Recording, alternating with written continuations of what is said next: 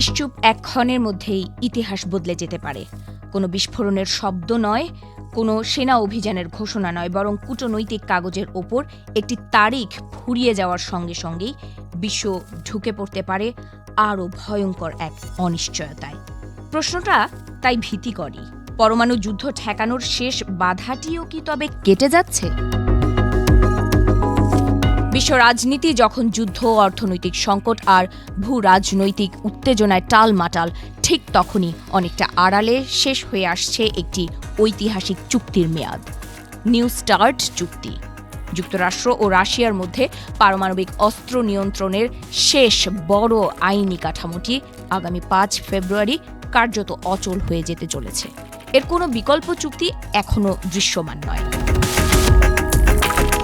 ১৯৭২ সালে মার্কিন president Richard Nixon ও Soviet নেতা লিওনিড ব্রেজনেভ যে অস্ত্র নিয়ন্ত্রণ প্রক্রিয়ার সূচনা করেছিলেন, নিউ স্টার্ট ছিল সেই দীর্ঘ পথ চলার সর্বশেষ ধাপ। প্রায় ৫ দশক ধরে ধাপে ধাপে গড়ে ওঠা পারমাণবিক স্থিতিশীলতার এই কাঠামো এখন ভেঙে পড়ার মুখে। বিশ্লেষকদের মতে এটি শুধু একটি চুক্তির অবসান নয়, বরং নিয়ন্ত্রণহীন এক নতুন যুগের সূচনা। রাশিয়ার পররাষ্ট্র মন্ত্রণালয় সম্প্রতি জানিয়েছে, নিউ স্টার্ট নবায়ন নিয়ে যুক্তরাষ্ট্রের সঙ্গে বর্তমানে তাদের কোনো সক্রিয় যোগাযোগ নেই। মস্কোর এই বক্তব্য ছিল নিরুত্তাপ ভাবলে। অথচ বাস্তবতা হলো, বিশ্বের মোট পারমাণবিক অস্ত্রের ৯০% বেশি এই দুই দেশের হাতে। সেই অস্ত্র ভাণ্ডার সীমিত রাখার জন্য নিউ স্টার্টই ছিল শেষ কার্যকর আন্তর্জাতিক চুক্তি। মার্কিন প্রেসিডেন্ট ডোনাল্ড ট্রাম্প শুরু থেকেই এই চুক্তির প্রতি অনাগ্রহী। তার যুক্তি, নিউ স্টার্ট পুরনো এবং অসম। চুক্তির মেয়াদ শেষ হলে যুক্তরাষ্ট্র আরও উন্নত ও বিস্তৃত কোনো সমঝোতার কথা ভাববে বলে তিনি ইঙ্গিত দিয়েছেন। তবে কূটনৈতিক মহলের প্রশ্ন, এই ভবিষ্যৎ ভাবনা আদৌ কবে এবং কিভাবে বাস্তব রূপ পাবে?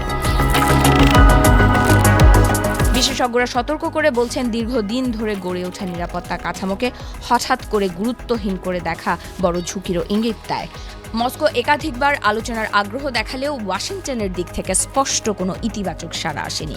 প্রেসিডেন্ট ভ্লাদিমির পুতিন ২০২৭ সাল পর্যন্ত বিদ্যমান সীমাবদ্ধতা মেনে চলার বিষয়ে নমনীয় অবস্থান নিলেও ইউক্রেন যুদ্ধ এই দুই দেশের মধ্যে বিশ্বাসের দেয়ালকে আরও পুরু করে তুলছে। ইতিহাস মনে করিয়ে দেয়, ১৯৬২ সালের কিউবান মিসাইল সংকট বিশ্বকে পরমাণু যুদ্ধের কতটা কাছাকাছি নিয়ে গিয়েছিল। সেই ভয়াবহ অভিজ্ঞতার পরই দুই পরাশক্তি বুঝেছিল, পারস্পরিক নজরদারি আর তথ্য বিনিময় ছাড়া টিকে থাকা সম্ভব নয়। তারই ধারাবাহিকতায় ২০১১ সালে প্রেসিডেন্ট বারাক ওবামা ও দিমিত্রি মেদভেদেভের নেতৃত্বে নিউ স্টার্ট চুক্তি কার্যকর হয়। এতে নির্দিষ্ট করে দেয়া হয় কতটি পারমাণবিক ওয়ারহেড ও ক্ষেপণাস্ত্র মোতায়েন করা যাবে। কিন্তু সময়ের সঙ্গে সঙ্গে সেই কাঠামো ক্ষয়ে গেছে। ট্রাম্পের মেয়াদে একাধিক অস্ত্র নিয়ন্ত্রণ চুক্তি থেকে যুক্তরাষ্ট্রের সরে আসা এবং ইউক্রেন যুদ্ধের প্রেক্ষাপটে রাশিয়ার অংশগ্রহণ স্থগিত করার সিদ্ধান্ত নিউ স্টার্টকে কার্যত অকার্যকর করে দিয়েছে। বর্তমানে কোনো মাঠ পর্যায়ের পরিদর্শন নেই নিয়মিত তথ্য বিনিময়ও। একবিংশ শতাব্দীতে এসে পারমাণবিক রাজনীতির সমীকরণ আরও জটিল। যুক্তরাষ্ট্র ও রাশিয়ার বাইরেও চীনের উত্থান এক বড় ফ্যাক্টর। পাশাপাশি হাইপারসনিক ক্ষেপণাস্ত্র, কৃত্রিম বুদ্ধিমত্তা ও সাইবার অস্ত্র পুরনো চুক্তিগুলোর কার্যকারিতা নিয়ে নতুন প্রশ্ন তুলছে। বিশেষজ্ঞদের আশঙ্কা, আজকের প্রজন্মের কাছে স্নায়ু যুদ্ধের আতঙ্ক অবাস্তব মনে হলেও বাস্তবতা বদলায়নি। একটি ভুল হিসাব, একটি ভুল সংকেতই বড় বিপর্যয়ের জন্য যথেষ্ট।